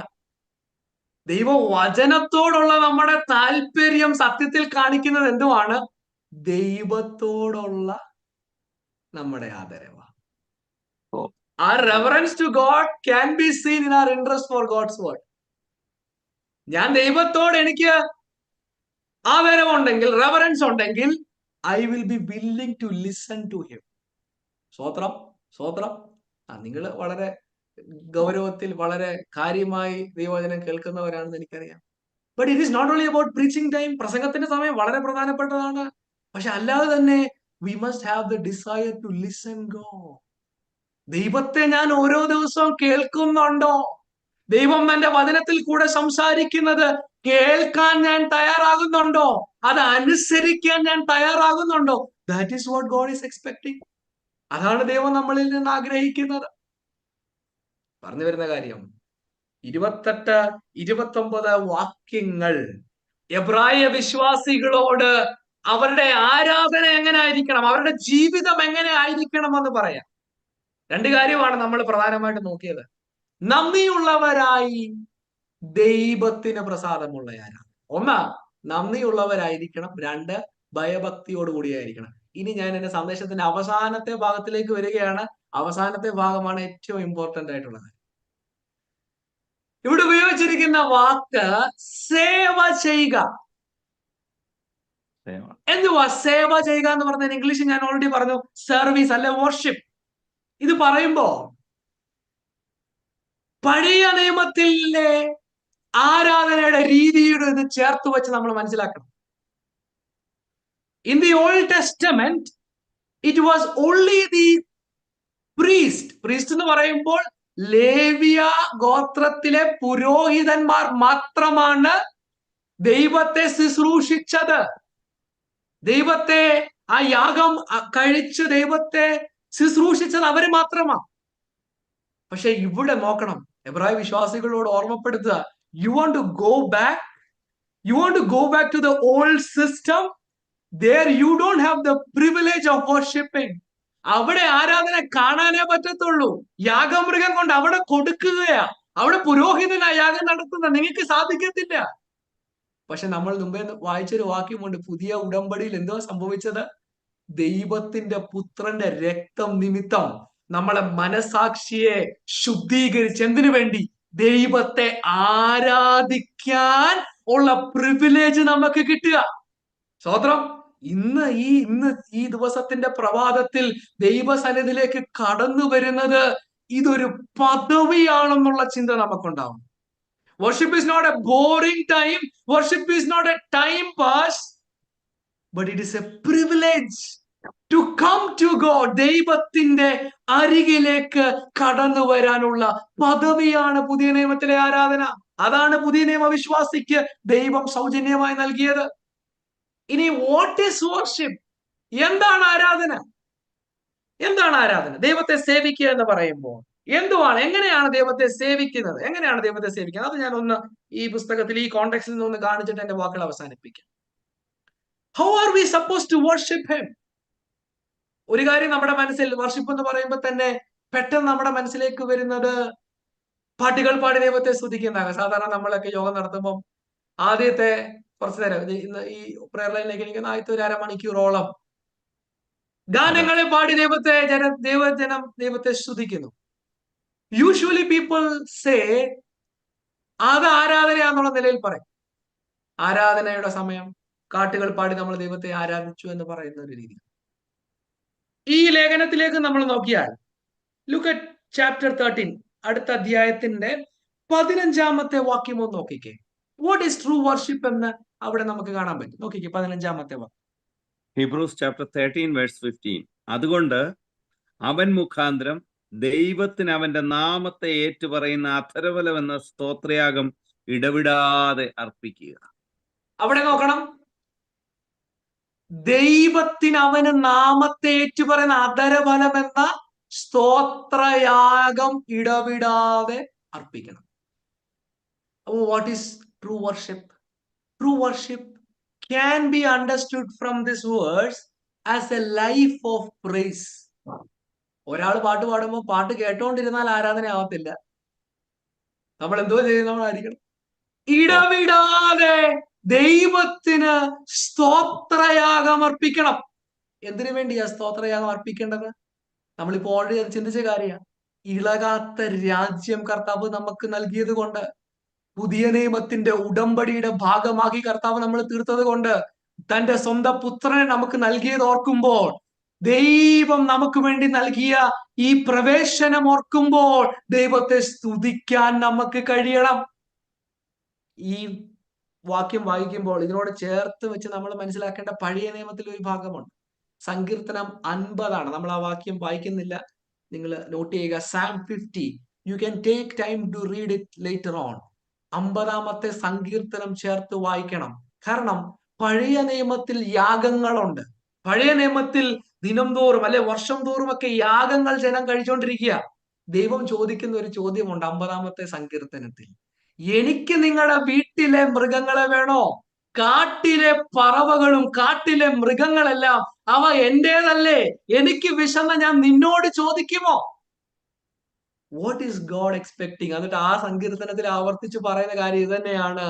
അധരഫലം എന്ന സ്തോത്രയാഗം. സ്തോത്രയാഗം ഇത് കേട്ടുകൊണ്ടിരിക്കുമ്പോൾ നമ്മുടെ ഹൃദയം നന്ദി കൊണ്ട് നിറഞ്ഞിട്ട് ദൈവത്തിനർപ്പിക്കുന്ന അധരഫലം കേവലം വാക്കുകളുടെ ഒരു ജൽപ്പനമായിട്ടല്ല, പക്ഷെ നമ്മുടെ ഹൃദയത്തിൽ നമ്മൾ കർത്താവ് നമുക്ക് നൽകിയ പദവി ഓർക്കുമ്പോൾ, നമുക്ക് കിട്ടിയ പ്രിവിലേജ് ഓർക്കുമ്പോൾ ദൈവത്തെ സ്തുതിക്കുന്നത്, ഇടവിടാതെ ദൈവത്തെ ആരാധിക്കുന്നതാണ് ആരാധന. Lord thank you. കർത്താവേ നന്ദി, നന്ദി. ആ ചൊരിയപ്പെട്ട രക്തത്തിന്, ഇളകാത്ത രാജ്യത്തിനായി. 13-ാമത്തെ അധ്യായത്തിലെ മഹതനാണ് കാണുന്നത്. 13-ൽ ഇപ്പൊ നമ്മൾ വായിച്ചത് 15-ാമത്തെ വാക്യമാ. 14-ാമത്തെ വാക്യം ഇതേ കാര്യമാണ് പറയുന്നത്. നമുക്കിവിടെ നിലനിൽക്കുന്ന നഗരമില്ല, നമ്മൾ വരുവാനിരിക്കുന്ന പട്ടണത്തിന് വേണ്ടി കാത്തിരിക്കുന്നു. എന്നിട്ടാണ് അടുത്ത വാക്യം, അതുകൊണ്ട്, ഏതുകൊണ്ട്? ഈ രാജ്യമെല്ലാം നശിച്ചു പോകും, ഇളകാത്തൊരു പട്ടണമുണ്ട്, അടിസ്ഥാനമുള്ള ഒരു പട്ടണത്തിന്റെ ഭാഗമാക്കി കർത്താവിനെ തീർത്തതോർക്കുമ്പോൾ ദൈവത്തെ സ്തുതിക്കാൻ നമുക്ക് കഴിയണം. സ്തുതിക്കാൻ പറ്റുമോ? സാഹചര്യം നോക്കിയാൽ പറ്റത്തില്ല. പക്ഷെ ദൈവം തന്ന പദവി ഓർക്കുമ്പോൾ ഇടവിടാതെ, അത് കേവലം ഈ പ്രയർ ലൈൻ ഇരിക്കുമ്പോൾ മാത്രമല്ല, പക്ഷെ ഇന്നത്തെ ദിവസം നിങ്ങൾ പല ജോലികളിൽ ഏർപ്പെടും, പല യാത്രകൾ ചെയ്യും, വണ്ടിയിൽ സഞ്ചരിക്കുമായിരിക്കും, പല രീതികളിൽ പലയിടത്തേക്ക് പോകും. പക്ഷെ ഹൃദയത്തിൽ നന്ദിയുള്ള ഒരു attitude. Lord thank you, Lord thank you. അവിടുത്തെ പുത്രനെ എനിക്ക് പകരമായി തന്നതിനായി, എനിക്ക് പ്രവേശനം തന്നതിനായി. സമയഭേദമന്യേ ദൈവത്തിന്റെ സന്നിധിയിലേക്ക് അടുത്തു ചെല്ലാൻ, ദൈവത്തെ ആരാധിക്കാൻ പദവി നൽകിയത് ഓർക്കുമ്പോൾ കർത്താവേ സ്തോത്രം, സ്തോത്രം, സ്തോത്രം. നന്ദിയുടെ ഒരു മനോഭാവമാണ് ആരാധന. അതിന് ആരും പ്രേരിപ്പിക്കണമെന്നില്ല, അതിന് വർഷിപ്പ് ലീഡർമാർ വേണ്ട, അതിന് പാട്ടുപോലും വേണമെന്നില്ലായിരിക്കും. നമ്മുടെ ഹൃദയത്തിൽ നിറഞ്ഞു പൊങ്ങുന്നതാണ് ആരാധന. Lord thank you. ഇത് നമ്മുടെ കൂട്ടായ്മയിലും അങ്ങനെ തന്നെ ആവണം. നമ്മൾ ഒന്നിച്ചു വരുന്ന കൂട്ടായ്മകൾ, അതാണ് പറഞ്ഞിരിക്കുന്നത്. ഈ നമ്മൾ മുമ്പേ പുതിയ ഉടമ്പടിയുടെ കാര്യം ചിന്തിച്ചപ്പോഴും പറയുന്നുണ്ട്, ദൂതന്മാരുടെ സർവസംഘം. ഞാൻ അവിടെ എക്സ്പ്ലെയിൻ ചെയ്തപ്പോ പറഞ്ഞിരുന്നു, പഴയ നിയമത്തിൽ ഉത്സവത്തിന് ജനം കൂടുമ്പോൾ വലിയ ആരവമുണ്ട്, വലിയ പാട്ടുണ്ട്. പക്ഷെ ഇവിടെ പറയാ, ഇവിടെ എന്താ ഒരു നിരാശ പോലൊക്കെ തോന്നുന്നുണ്ടോ? സാഹചര്യം പ്രതികൂലമായത് കൊണ്ട് ആരാധനയിൽ മടുപ്പ് തോന്നുന്നുണ്ടോ? ദൈവത്തിന് നന്ദി പറയാൻ പറ്റാതെ വരുന്നുണ്ടോ? ഇവിടെ എബ്രായ ലേഖനകർത്താവ് പറയാ, നിങ്ങൾ അടുത്തു വരുമ്പോൾ നിങ്ങൾക്ക് പ്രവേശനം കിട്ടുന്ന എവിടാന്നറിയാമോ? ദൈവത്തിന്റെ സിംഹാസനത്തിലേക്ക് സാറാഫുകൾ നിരന്തരം ആരാധിച്ചു കൊണ്ടിരിക്കുന്ന ആ പരിശുദ്ധനെ, ആ സന്നിധിയിലേക്ക് അടുത്തു ചെല്ലാൻ, ആ ദൈവത്തെ സ്തുതിക്കാൻ കിട്ടുന്ന പദവിയാണ് ആരാധന. That is worship. നമ്മുടെ ആരാധന, നമ്മുടെ യോഗങ്ങൾ സത്യത്തിൽ അപ്പോൾ എന്തുവാണ്?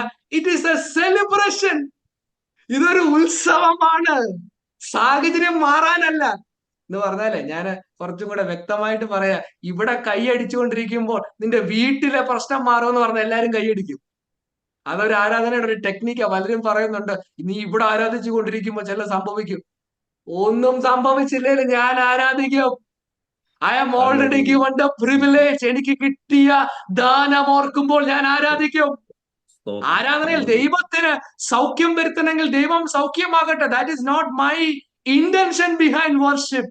ഞാൻ ആരാധിക്കുന്നതിന്റെ കാരണം എനിക്ക് കിട്ടിയ പദവി ഓർക്കുമ്പോൾ, എനിക്ക് കിട്ടിയ ദാനം ഓർക്കുമ്പോൾ, അറിയാതെ ആരും പറയാതെ തന്നെ ഹൃദയത്തിൽ നിന്ന് പൊങ്ങുന്ന, അധരങ്ങൾ കൂടെ പറയുന്ന ആ ഒരു എക്സ്പ്രഷനാണ് ആരാധന.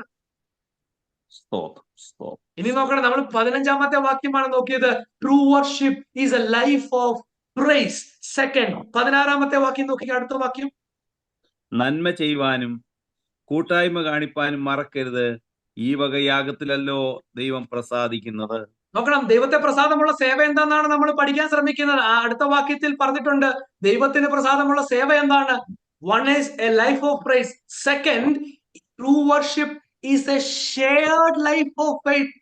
പങ്കുവെക്കുന്ന ഒരു ജീവിതമാണ്, കൂട്ടായ്മയുടെ ഒരു ജീവിതമാണ് ആരാധന എന്ന് പറഞ്ഞാൽ ആരാധന എന്ന് പറയുമ്പോൾ yes we use our body, നമ്മുടെ കരങ്ങൾ, നമ്മുടെ അതരം തുറന്ന് ദൈവത്തെ സ്തുതിക്കണം, സ്തോത്രം എന്ന യാഗം അർപ്പിക്കണം. പക്ഷെ അത് മാത്രമല്ല, കേവലം അതരം കൊണ്ട് പറയുക മാത്രമല്ല, ജീവിതം കൊണ്ട് ദൈവത്തെ ആരാധിക്കുക. അതെങ്ങനെയാണ്? That is by sharing.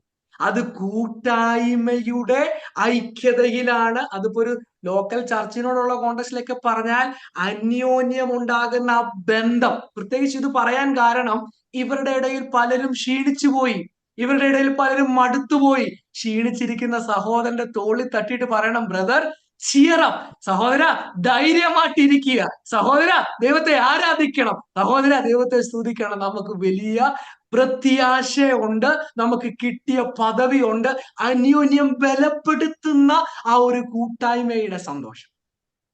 ഇവിടെ കൂട്ടായ്മ എന്നൊക്കെ പറഞ്ഞിരിക്കുന്ന, അവിടെ ഉപയോഗിച്ചിരിക്കുന്ന വാക്ക് നന്മ ചെയ്യുക, കൂട്ടായ്മ, ദൈവത്തിന് പ്രസാദമുള്ള യാഗം എന്ന് പറയുമ്പോൾ അതിന്റെ ഒരു കാര്യം കൂടെ ഉണ്ട്, ഞാൻ അതും കൂടെ ഒന്ന് പറയാം. അത് പ്രത്യേകിച്ചും ഫിലിപ്പിയ ലേഖനത്തിൽ, റോമാലേഖനത്തിൽ, കൊരിന്ത്യ ലേഖനത്തിലൊക്കെ പറയുന്നുണ്ട്. അത് പറയുന്നത് ഗിഫ്റ്റ്, സഹായം മറ്റൊരാൾക്ക് നൽകുന്നതിലൂടെ എന്നുള്ള ഒരു അർത്ഥം അതിലുണ്ട്. അവിടെ പൗലോസ് തന്നെ പറഞ്ഞിട്ടുണ്ട്, നിങ്ങൾ എനിക്ക് ചെയ്ത സഹായം ഒരു യാഗമായി തീർന്നു. Meaning when we share with our fellow believer, നമ്മുടെ കൂട്ടു സഹോദരനോട് നമ്മൾ ഷെയർ ചെയ്യുമ്പോൾ, നമ്മുടെ മെറ്റീരിയൽ ബ്ലെസ്സിങ് ആകാം, അത് ഷെയർ ചെയ്യുമ്പോൾ what is that? That is an offering to God. അതും ദൈവത്തിന് ഒരു കൂട്ടായ്മ. ഇവർ ചെയ്ത കാര്യമുണ്ട്. 10-ാമത്തെ അധ്യായം നമ്മൾ വായിച്ചതാണ്. തടവിലുള്ളവർ ഇവര് ശുശ്രൂഷിച്ചിരുന്നു പണ്ട്. ഇപ്പോൾ തടവിൽ ഒരാൾ പോകുമ്പോൾ ഇവർക്ക് ശുശ്രൂഷിക്കാൻ മടി. ശുശ്രൂഷിക്കാൻ പോയി കഴിഞ്ഞാൽ ഇവരും ആ കൂട്ടത്തിലുള്ളവരാണോ എന്ന് പറഞ്ഞ് ഇവർക്ക് പ്രശ്നമാകും. They are slowly withdrawing from the fellowship. കൂട്ടായ്മയിലൊന്നും ഇവരിപ്പോ പോകുന്നില്ല. കാരണം കൂട്ടായ്മയിൽ ഐഡന്റിഫൈ ചെയ്താൽ ഇവർക്ക് ത്രെട്ട് ഉണ്ട്. They are slowly withdrawing. ഇവിടെ എബ്രായ ലേഖനകർത്താവ് പറയാ, നിങ്ങളുടെ യാഗം ദൈവത്തിന് പ്രസാദമാകണമെങ്കിൽ, നിങ്ങളുടെ സേവ ദൈവത്തിന് പ്രസാദമാകണമെങ്കിൽ ഈ worship is a shared life. ഇത് പങ്കുവെക്കുന്ന ഒരു ജീവിത ശൈലിയാണ്. മൂന്നാമതായിട്ട് ഒരു വാക്യം കൂടെ കാണിച്ച് ഞാൻ എന്റെ വാക്കുകൾ അവസാനിപ്പിക്കും. നോക്കിക്കാൻ അതിന്റെ 21-ാമത്തെ വാക്യം, 13-21. Hebrews chapter 13 verse 21. നിങ്ങളെ അവന്റെ ഇഷ്ടം ചെയ്യുവാൻ തക്കവണ്ണം എല്ലാ നന്മയിലും യഥാസ്ഥാനപ്പെടുത്തി തനിക്ക് പ്രസാദമുള്ളത് യേശുക്രിസ്തു മുഖാന്തരം നമ്മിൽ നിവർത്തിക്കുമാറാകട്ടെ. അവൻ എന്നേക്കും മഹത്വം. ആമേൻ. ഒരു പ്രാർത്ഥനയാണ്. ഇബ്രാഹിം ലേഖനകർത്താവ് അവസാനമായിട്ട് ഒരു പ്രാർത്ഥന പ്രാർത്ഥിക്കുക. അതിനകത്തിൽ ഒരു വാക്ക് മാത്രമാണ് അതിനോട് ചേർത്ത് വെക്കാൻ ആഗ്രഹിക്കുന്നത്. What is true worship? True worship is doing his will. അവന്റെ ഇഷ്ടം ചെയ്യുന്നതാണ് ആരാധന. എന്ന് പറഞ്ഞാൽ ആരാധന ദൈവത്തെ സ്തുതിക്കുക മാത്രമല്ല. Yes, you are pricing God. We must praise God for all the gifts that we got. നമ്മൾ ദൈവത്തെ സ്തുതിക്കണം. നമ്മുടെ ജീവിതം ഒരു പ്രൈസ് ആയിട്ട് തീരണം. 2, നമ്മൾ പങ്കുവെക്കണം. നമ്മൾ കൂട്ടായ്മ ആചരിക്കണം. അന്യോന്യം കരുതണം. അന്യോന്യം എൻകറേജ് ചെയ്യണം. പക്ഷെ അവിടെയും തീരുന്നില്ല. there is one more thing and that is the most important thing. our worship എപ്പോഴാണ് ദൈവത്തിന് പ്രസാദമാകുന്നതെന്ന് ചോദിച്ചാൽ ദൈവത്തിന്റെ ഇഷ്ടം ചെയ്യുമ്പോൾ. അതിന്റെ അർത്ഥം worship is putting my will, എന്റെ ഇഷ്ടം, എന്റെ ആഗ്രഹങ്ങൾ ഞാൻ മരിപ്പിച്ചിട്ട് ദൈവത്തിന്റെ ഹിതം ചെയ്യുന്നതാണ് ആരാധന. നമ്മൾ ഈ ചിന്തിച്ചതിനോടുള്ള വെളിച്ചത്തിൽ പറഞ്ഞാൽ, കാൽവറിയിലും അവൻ അവിടുത്തെ പുത്രൻ നമുക്ക് വേണ്ടി രക്തം ചൊരിഞ്ഞു. He shed his blood for my sake. He gave up his life for my sake. And worship is giving my life for his will and purpose. പുതിയ നിയമവിശ്വാസിക്ക് പ്രവേശനം കിട്ടിയത്, സൗജന്യമായി പ്രവേശനം കിട്ടിയത് കാൽവറിയിൽ ഒഴുകിയ ആ രക്തം നിമിത്തമാണ്. ഇപ്പോൾ ആരാധിക്കണം, ദൈവത്തിന് പ്രസാദമുള്ള ആരാധന കഴിക്കണം. എങ്ങനെ? ഞാൻ എന്റെ ജീവിതം അവിടുത്തെ ഹിതത്തിനു വേണ്ടി, അവിടുത്തെ ഇഷ്ടം പൂർത്തീകരിക്കാൻ വേണ്ടി ഏൽപ്പിച്ചു കൊടുക്കുക. ദാറ്റ് ഈസ് വെൻ, അപ്പോഴാണ് നമ്മുടെ ആരാധന മീനിങ് ആകുന്നത്. That is when our worship becomes meaning. That is when our worship makes sense. That is when our worship becomes pleasing to God. അത് തന്നെയല്ലേ റോമാലേഖനത്തിൽ നമുക്ക് അറിയാവുന്ന വാക്യമുണ്ട്, ദൈവത്തിന് പ്രസാദമുള്ള യാഗമായി നിങ്ങളുടെ ശരീരങ്ങളെ അർപ്പിക്കണം. എങ്ങനെ? എങ്ങനെ? ഈ ലോകത്തിന് അനുരൂപരാകാതെ. ദൈവത്തിന് പ്രസാദം അപ്പോഴാണ് വരുന്നത് ഈ ശരീരത്തെ പൂർണ്ണമായി യാഗപീഠത്തിൽ ഒരു യാഗവസ്തു അർപ്പിക്കുന്നത് പോലെ അർപ്പണം ചെയ്യുന്നതാണ് ദൈവത്തിന് പ്രസാദമുള്ള ആരാധന. അതന്നെ യേശു കർത്താവും പറഞ്ഞത്, deny your self, take up the cross and follow me. ഞാൻ എന്റെ വാക്കുകളെ ഇവിടെ അവസാനിപ്പിക്കാൻ ആഗ്രഹിക്കുക. നിങ്ങൾ ഈ പറഞ്ഞ ഭാഗങ്ങളൊക്കെ പിന്നീട് വായിക്കാനും ധ്യാനിക്കാനും സമയമെടുക്കുക. നമ്മൾ ഈ 2 ദിവസങ്ങളിൽ ഞാൻ പറയാൻ ആഗ്രഹിച്ചത്, കർത്താവ് നമ്മളോട് ഈ വചനത്തിൽ കൂടെ സംസാരിക്കാൻ ആഗ്രഹിച്ചത്, വിശ്വാസത്തിൽ ക്ഷീണിച്ച് മടുത്തു പോകുന്ന അനേകർ ഉണ്ട്. പ്രതിസന്ധികൾ ജീവിതത്തിൽ വളരെ ശക്തമായി ആഞ്ഞടിക്കുമ്പോൾ we can still worship God. നമുക്ക് ദൈവത്തെ ആരാധിക്കാൻ പറ്റും, നന്ദിയോടെ ദൈവത്തെ സ്തുതിക്കാൻ പറ്റും. കാരണം ഇവിടുത്തെ എല്ലാം മാറിപ്പോകുമ്പോൾ ഇളകാത്ത, മാറാത്ത, നിത്യമായ ഒരു രാജ്യത്തിന്റെ ഭാഗമാക്കി കർത്താവ് നമ്മളെത്തും. ആ നിത്യതയുടെ വെളിച്ചത്തിൽ ജീവിക്കുന്ന ഒരു ജീവിതം കർത്താവ് നമ്മൾ ഇന്ന് ആഗ്രഹിക്കുക. രണ്ടാമതായിട്ട് നമ്മൾ ഇന്ന് നോക്കിയത് ഭയഭക്തിയോടുള്ള ഒരു ആരാധന, അവർ ആറ്റിറ്റ്യൂഡ്. നമ്മൾ ഓരോ തവണ കർത്താവിന്റെ സന്നിധിയിലേക്ക് അടുക്കുമ്പോൾ do not take him lightly, വളരെ കാഷ്വൽ ആയിട്ട് അതിനെ എടുക്കുകയല്ല, വളരെ സീരിയസ് ആയിട്ടുള്ള ഒരു പദവി നമുക്ക് കിട്ടിയതാണ് ആരാധന. ഇതൊരു വാർണിംഗ് പാസേജുകളുടെ ഇടയ്ക്കാണ് ഞാൻ പറഞ്ഞല്ലോ, നിരസിച്ചു കളഞ്ഞാൽ, തള്ളിക്കളഞ്ഞാൽ ഇത് വലിയ അനർത്ഥമാണ്, വലിയ ന്യായവിധിയിലേക്ക് നമ്മൾ ചെന്ന് തീരും. അത് നമ്മളിൽ ആർക്കും കടന്നു വരാതിരിക്കാൻ ഭയത്തോടെ, ഭക്തിയോടെ ദൈവത്തെ ശുശ്രൂഷിക്കണം. ആകയാൽ നാം നന്ദിയുള്ളവരായി, ഇളകാത്ത രാജ്യം കർത്താവ് നമുക്ക് നൽകിയത് കൊണ്ട് ഭയത്തോടെ, ഭക്തിയോടെ ഈ ചുരുങ്ങിയ ആയുസ് കർത്താവിനെ സേവിക്കാൻ വേണ്ടി സമർപ്പിക്കാം. കർത്താവ് നമ്മളെ ഈ വചനങ്ങളാൽ അനുഗ്രഹിക്കട്ടെ.